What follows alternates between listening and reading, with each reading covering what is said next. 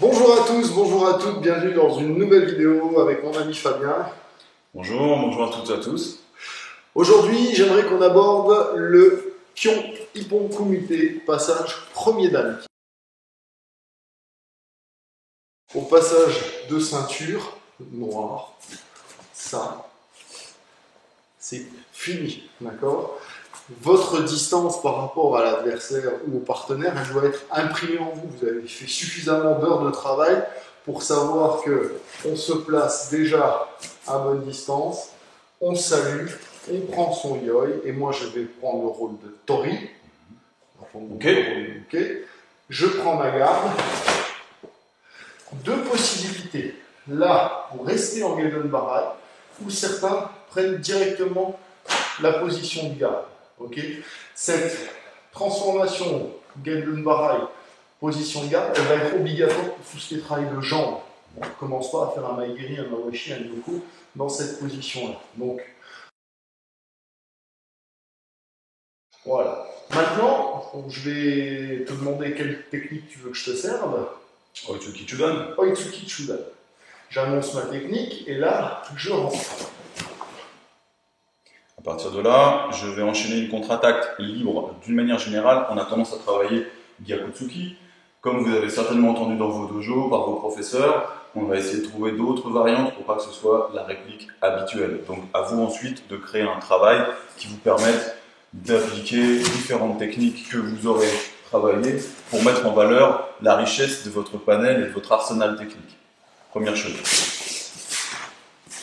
Ensuite, on va commencer à travailler de légers déplacements, c'est-à-dire qu'on ne va pas vous demander de faire une grande rotation qui sera incohérente du reste, mais est-ce que de là, je peux, sur Oitsuki Chudan, travailler un déplacement diagonal 45 degrés qui me permet de travailler la même technique de contre, mais qui en même temps montre mon aptitude à bouger suivant différents angles. Donc sur Oitsuki Chudan, je vais me retrouver pareil sur le côté extérieur, et de là, je vais appliquer une autre contre-attaque. Okay, donc là, je me suis concentré essentiellement sur mes déplacements. Si tu fais la même technique un petit peu plus rapidement, dans la même situation là, je n'ai pas encore passé complètement la technique, et ensuite j'avance un petit peu plus pour toucher mon partenaire. Okay. Et même type de travail sur lequel je vais appliquer d'autres techniques, d'autres ripotes. Et crescendo, vous allez monter en intensité en fonction de vos sensations.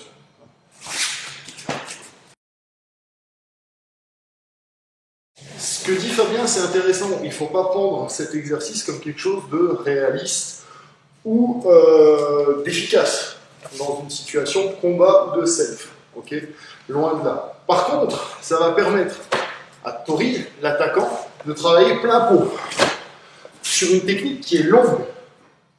Donc, Uke va avoir le temps de lire cette technique.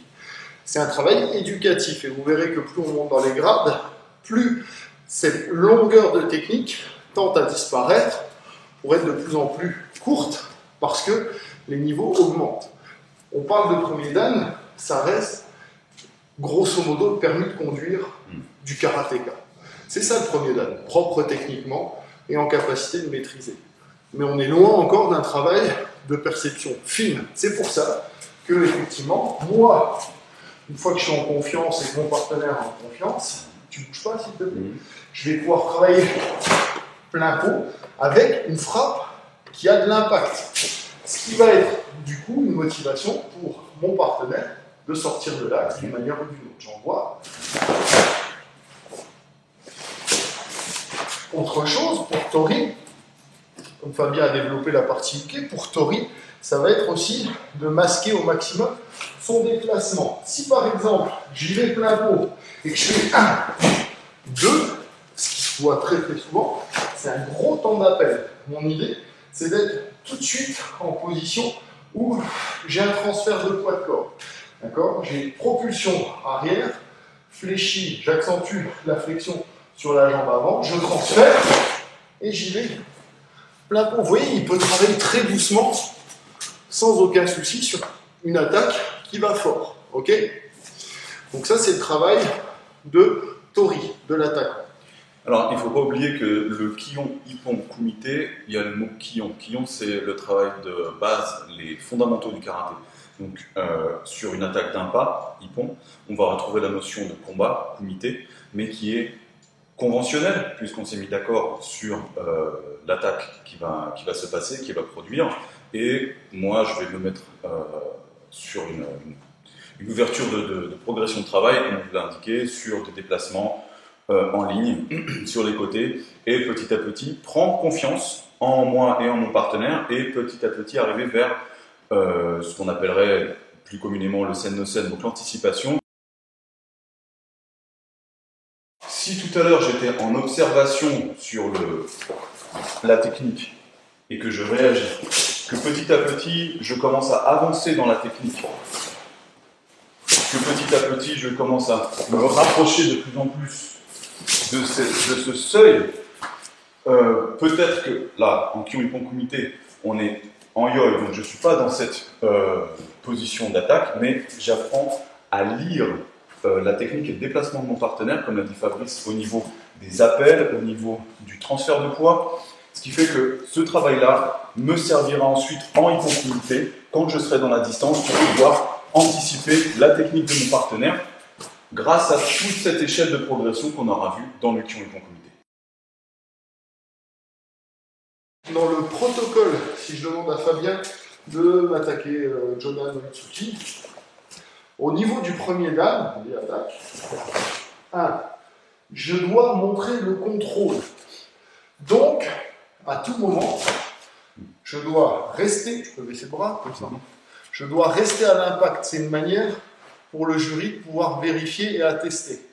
Et encore une fois, il faut que j'adapte mon segment à la distance. Vous avez vu, je suis sorti 45, là, 1, je ne peux pas faire un gyaku.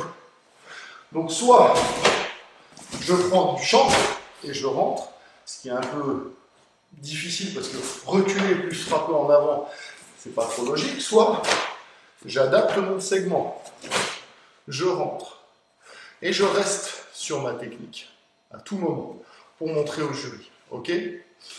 Et on avait abordé ça également avec le Kion sur cible, c'est Tori, l'attaquant, qui mène le bal. Moi, je dois être dans une attitude de Sanshin Kime. C'est-à-dire qu'il fait son attaque, là, 1, 2, j'ai frappé à Ito, je garde ma distance, je reste.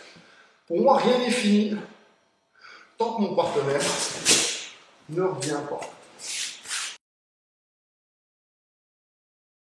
Il y a non seulement la notion de contrôle à l'impact en termes de force-puissance, mais de distance et de posture. Comme on l'a pu le voir sur le travail sur cible, lorsque je manque la cible, il peut arriver que des fois je me désarçonne ou que je perde l'équilibre. Ça veut dire que là, il n'y a pas de contrôle au niveau de mes positions. Donc si je travaille avec Fabrice sur Satsuki Chudan, et que de là, je sors, je contre, et que je perds mon équilibre en contrant, je n'ai pas de contrôle de ma posture. On est dans la perspective de l'évolution des grades. Sur le Ippon Kumite, mon partenaire va attaquer et ressortir. Si je n'ai pas de contrôle du timing, quand il ressort, mon contre est en retard. Donc, c'est pas recevable. Par contre, je suis dans le temps et je contrôle et la distance, le geste et ma posture. Là, c'est recevable. Bien voilà, je pense qu'on a pas mal dégrossi le travail du Kion Ippon Kumite premier dan. On abordera le deuxième et le troisième dan de manière différente. Une prochaine vidéo. Merci Fabien. Merci Fabrice, merci à vous. À très bientôt, prenez soin de vous. Bon entraînement. Ciao.